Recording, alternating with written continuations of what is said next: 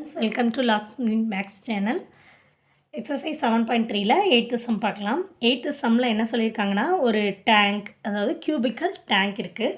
அந்த milk tank வந்து 1,25,000 litre வந்து மில்க் வந்து ஹோல்டு பண்ணணும்னு சொல்லியிருக்காங்க.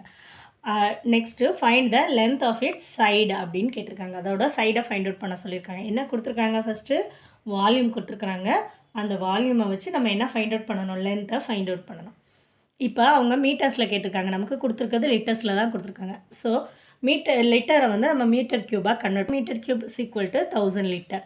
அப்போ லிட்டராக கன்வெர்ட் பண்ணும்போது என்னாகும்? 1/1000 மீட்டர் க்யூப்னு வரும். நமக்கு கொடுத்துருக்க வேல்யூஸ் என்ன?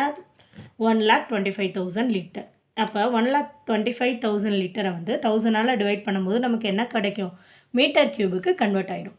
இப்போ 1,25,000 டிவைடட் பை 1000, 3 ஜீரோக்கு ஜீரோஸ் கேன்சல் ஆகிடும். ஸோ பேலன்ஸ் ஆன்சர் என்னது?